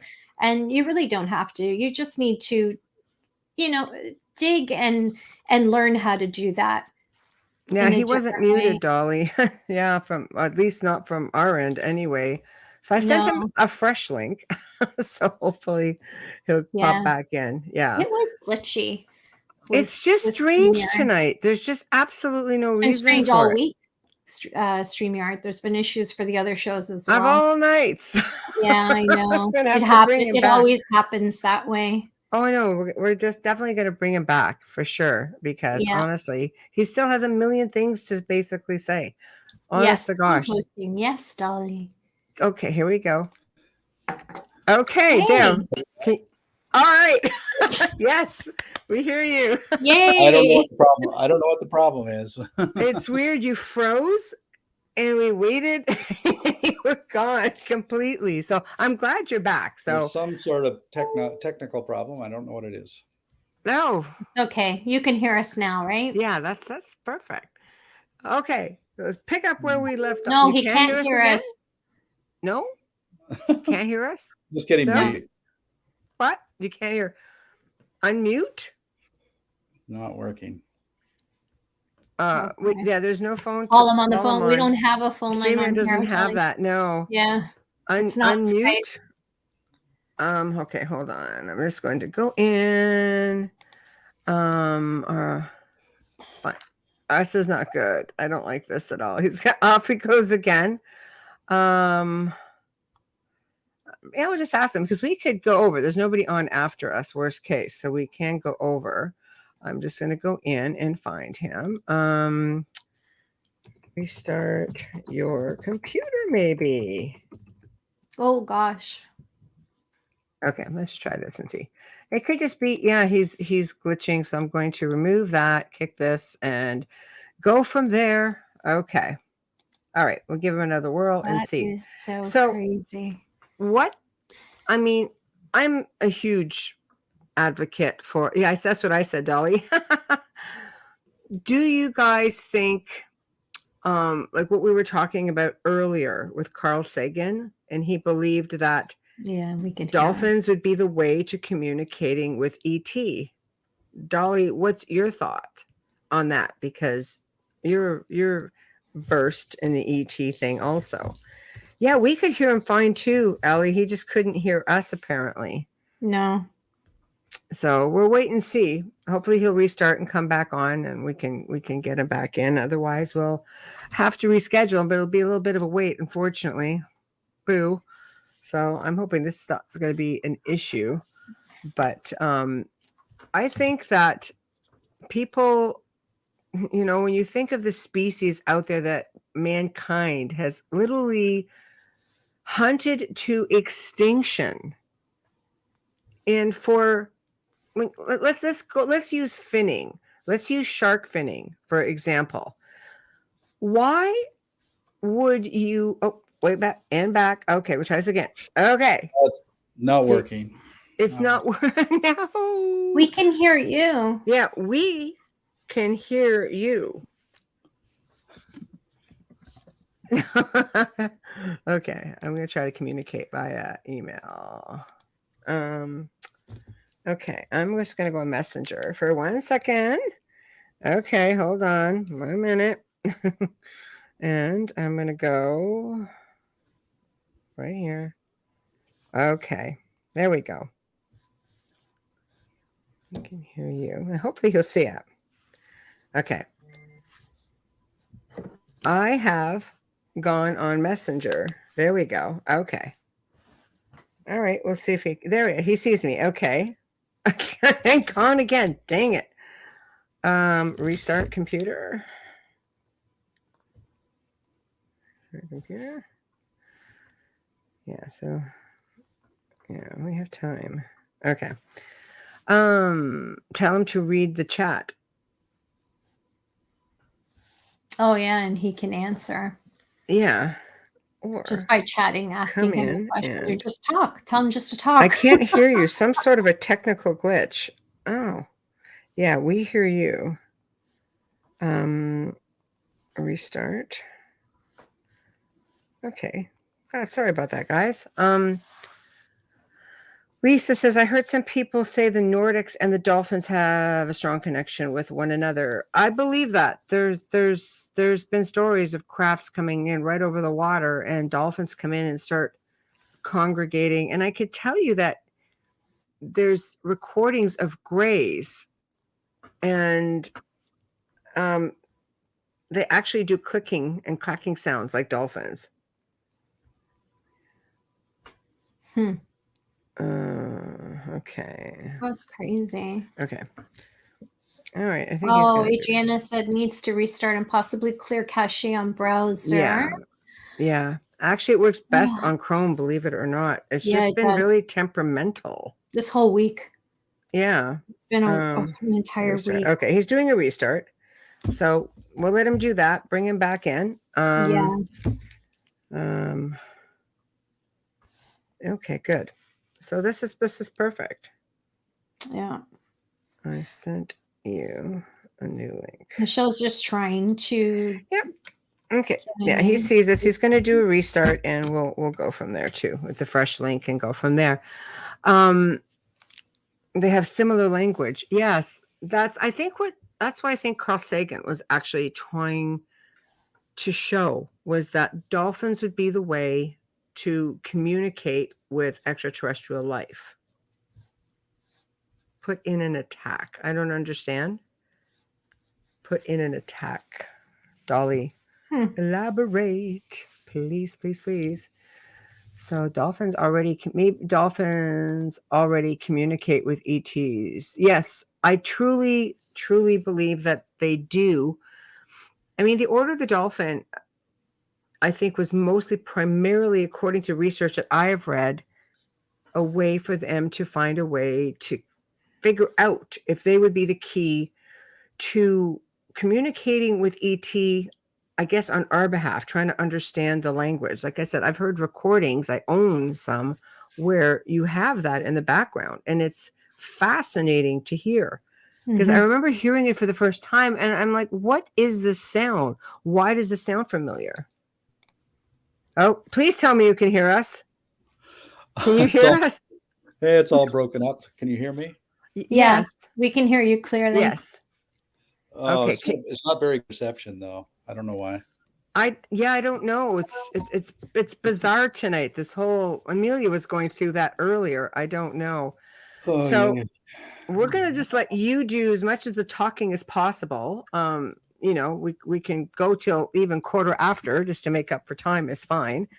So go ahead and just tell us everything. So he can't hear us. You can't hear us? You lost us? Oh, yeah. Dang it. This is just not our night. No, you might have to bring them back. Oh, we're definitely going to have to do that. That's a big void when you're listening. Yeah. Watching is one thing because you guys can laugh at us from your homes, but oh, I know. Listening to an archive is another story. Okay. Oh, putting in a cyberjack. Okay, I understand. And our own psychic ability will work. It makes you wonder, do you think dolphins are telepathic? Well, if they can communicate from far distances, isn't that just vibration and echo in the water? Well, I would think so. But I know, Dolly. It's how I feel. I feel the same way. Yeah, absolutely. You have no idea how excited we are to have them. Yeah, I'm not sure why, but it's okay. 1 second. Yeah, I'll read Justin's comment. Justin says Gregory Benford's 1980 novel Timescape contains a wonderful portrait of a scientist modeled after Carl Sagan. The novel is far ahead of its time, very much describing the climate situation of today. Isn't it crazy? Yeah. It is. Okay. Okay, perfect. And Dolly says she can communicate with dolphins. Well, when you think about it, Captain did say that they speak their own language to each other and that they even have names for each other. Sonography, that's the word I was looking for, Dolly. Thank you. It's been a really bad day today, and I'm trying my best not to mess up because my head is everywhere. Yeah, most animals are, but not all people are able to pick it up. I believe so because they do understand us. And, I was happy to see that video of the blue whales that came online. What was it, a few weeks ago, or was it longer than that? Time just escapes me. It was nice to see, but I wonder just how much damage they've really done. Okay, 1 minute. They use sonography. They use sonography. Yeah, that was the word I was looking for, not echo. Forgive me. Okay, crazy day, Dolly. Crazy day. Everything electrical is going wrong today. Just saying. It is. It's true. It's been a crazy day. Tamara says, most animals are, but not all people are able to pick it up. Yes, I already read that one. Okay. We're just trying. Michelle's trying to make contact. I'm actually communicating with him. Yeah. Yeah. And if he can't stay on, it's a tough one. Maybe if he just uses the sound and not the camera, maybe it will use up less. I don't know. I don't know what else to say at this point. I know that it's been an issue for the entire network this week. Yeah, Dolly said they had a dolphin base named Dolly. Aw. Aw. How cute is that? Oh, baby dolphin. Baby dolphin. Cute. Who doesn't love dolphins? Honestly, I do. They're so I just sweet. don't want to see them in captivity. I don't want to see any animals in captivity. And I believe that if you really care about it, you will not support the zoos. You will not support African lion safari. I don't care if they email me. You should not be supporting SeaWorld or Marineland. None of that should be happening. And especially not circuses. There's a reason why you barely see a circus anymore. It's because people know what's going on and they're not supporting them. If it disgusts you to see hunters post their catch on in the internet, then it should be just as repulsive to you when you see them in captivity. You know, I don't like the aquarium either. I'm sorry. I know it's a big thing in Toronto, but I don't like it. Some animals, some beings do not belong. They just don't belong. How do you put a whale in a small aquarium? How do you do that? How do you put all of those at Ripley's? How do you put all of those beautiful creatures in captivity? It's wrong. It's not natural. It is. And we might get a little bit of hate mail for this, but I completely agree. It is really difficult to take such a beautiful being out of its own environment. And honestly, they're not, you do your best to take care of them. Some don't. What was it? Was that aquarium in Mexico where they were just abandoned? Oh my God. And people were coming in. Yeah. They were just, the place was closed. They were abandoned. And there were people coming in and, I mean, doing major rescues, you know, petition to come in and get these dolphins and whales out of there. Yeah. Like they outgrow.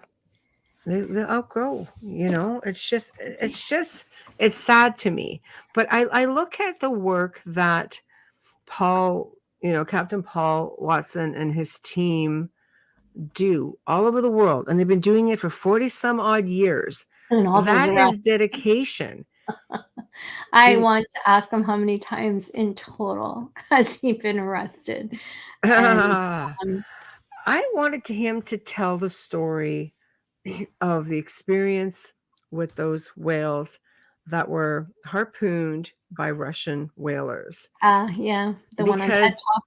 If that does not make you realize that something is fundamentally wrong with all of this, okay, one sec, guys. Okay, hold on. Disturbing to say the least. Please forgive us for this technical difficulty and all the glitches tonight. Unfortunately, StreamYard has been an issue all week for the entire network. It has been a lot of the hosts have actually had, you know, little incidents, even trying to log on themselves. Some of them had to cancel their shows. They did. Did. Yeah. It blows. It really blows. But, you know, we will bring him back on. We are in communication, and he's just like, yeah, let's just do this again. And so we know we have another show coming up with him, and we'll get into some more content and some more stories. He's a wealth of information, and he has so many stories to tell, so much experience in all of this. I think at the end of it, you're looking at a large group of men and women who put themselves out there every day. And I was hoping, sorry, 1 second. No apologies necessary. He's apologizing. No, that's what I'm saying. Oh my gosh, he is so amazing. Okay. So, you have people who put their lives out there all the time. You know, they're risking their freedom, everything. And he has an interesting perspective when it comes to volunteers. Oh, here we are again. Okay. Yes. No. Not working. Oh. Gone again. So he just big tease. It's okay. He can't hear. I don't know what is up with it. We'd almost have to redo it, but we will bring him back. So, but like I said, he does have an interesting prerequisite for bringing volunteers on. And I heard this, in an interview, and it'll be much better when he tells it. But what I found fascinating is he said, would you give your life for a whale? And if the person said no, then obviously, then you're not you're not cut out for this. But if the person said yes, it goes, perfect. Because people go out and sacrifice their lives for so much less, for things. Mm-hmm.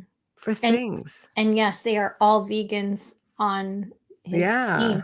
I know that was a question that I had seen in a chat room that he was doing a show, and I couldn't believe that was even asked. But anyways, it doesn't mean everybody has to be, but it means that if you are on that ship and you're helping them, I mean, I believe that it really needs to be a part of your life to truly understand this journey. I'm still learning a lot about vegans and the lifestyle. I'm still doing the research on it. Yeah. It's definitely, you either understand it or you don't. You either have the compassion or you don't. And I have the compassion. It's just learning how to do it right. Empathy. Jolly said we all deserve, yes, to live our natural existence and our environmental riches. I agree. Yeah. I completely agree with that. You have to tell that to all the leaders of the world. That's just it. How do you do that? I mean, like I said, what I was going to say before, things got a bit crazy is finning. When they cut this fins off the sharks, okay, for soup. I can't. Oh Are my people God. aware that they cut the fins and the animal drowns? They toss the shark back in with no fins. So what happens to the poor shark is that it just sinks to the bottom of the ocean and dies a slow, painful death. Do you understand? Like this, all to make soup. This is, yeah. They can't even do it humanely. Like it's bad enough you're doing it, but you can't do it humanely. This is a very small part of what this, I guess, movement, as he calls it. This is what they do. They stop things like this from happening. This should be happening in this day and age. It really should not be happening in this day and age. Yeah. Janie said they cannot breathe. They need to move to breathe. It's true. And they need to come to surface sometimes, especially whales. As long as people keep eating it, though. It's a culture thing. It is in the East. And to each his own, but can we please work if you again, it's a mass scale. It's not, how do you say it's not acceptable when people go from all over the world to eating meat, poultry, like this, it's looked at the same way. And it is when you go to the grocery store and you pick up chicken from the meat counter, you're not thinking of that was a little bird and it's chicken, but you don't associate it because it's just a matter of, we need to learn how to be more humane. And have we lost that sense? Oof, long time ago. Is there just no integrity or humanity? What happened to the I don't know. What happened to the human aspect of all of this? When did everything become so barbaric? Well, it was always like that. That's an ancient way for them, right? Dolly said they started finding to make up for lack of scallops. Finning. Sorry. Oh, okay. Yeah. To make up for lack of scallops. They've been finning sharks for ages. It's in their culture. It goes back a long time. Yeah.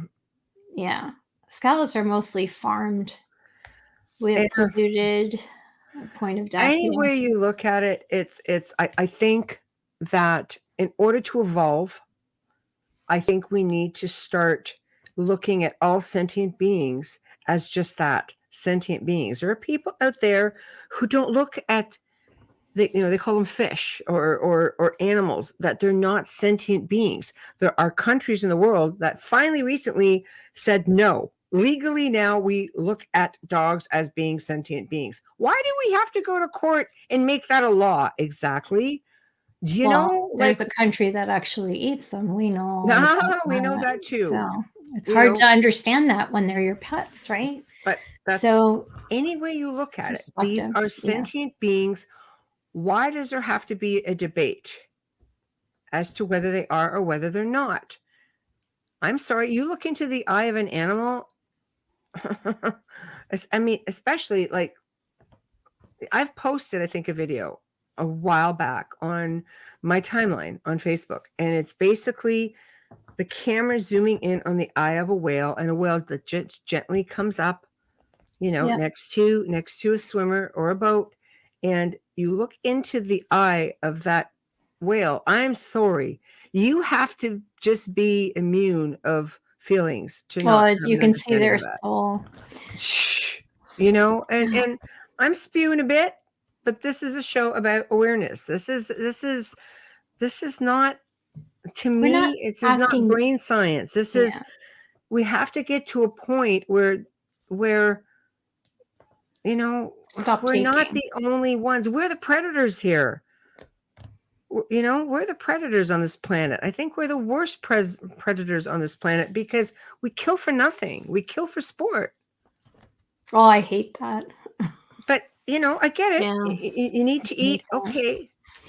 But no, those are trophies when they kill like that. Those are trophies. They're not eating lions. They're not eating elephants and cheetahs and jaguars. And come on. No, you know what? Exactly. That's Dolly says they are in source with us. I completely agree with you. And Stacy says makes me cry. It absolutely does.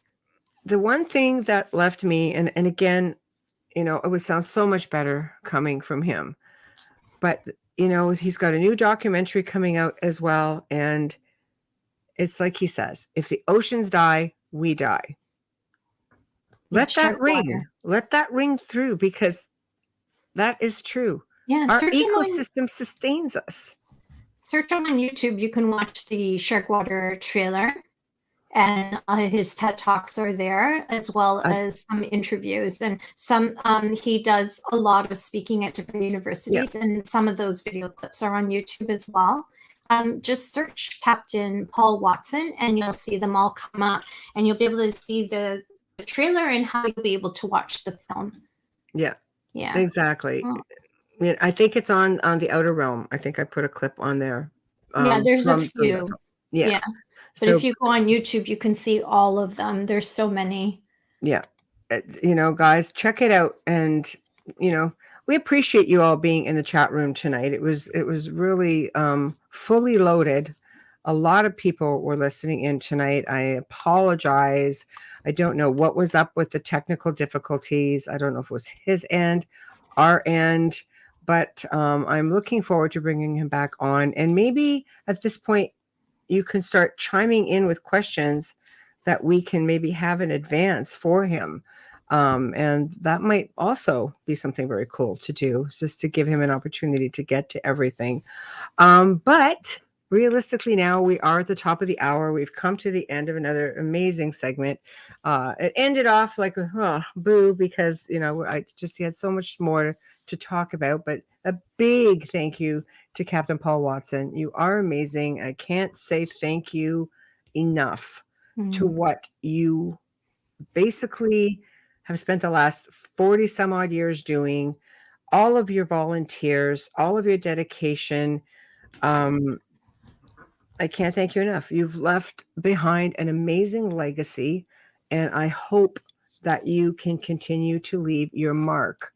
And I hope that I won't say I hope. I know that there are many species out there thanking you along with us all, and an ecosystem that will ultimately thrive because of you. So thank you. Also, big thank you to Folgers Coffee. We love big time.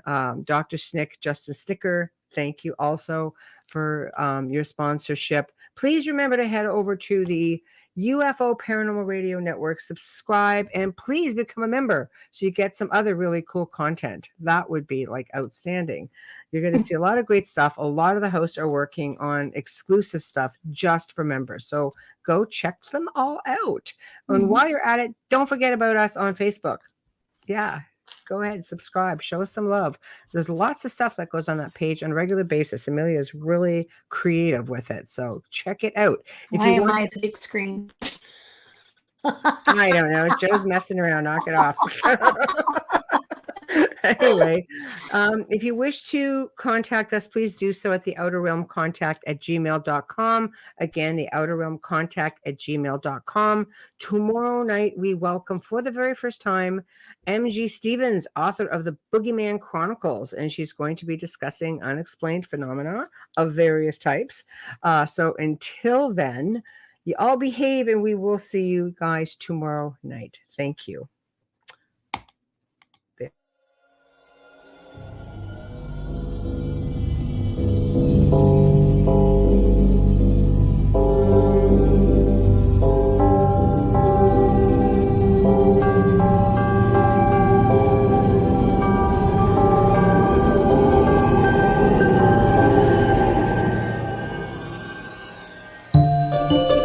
You have been listening to The Outer Realm with Michelle DeRoche and Amelia Pisano, airing live every Wednesday and Thursday evening, 9 to 11 p.m. Eastern, 8 to 10 p.m. Central, on the United Public Radio Network, 105.3 FM in New Orleans.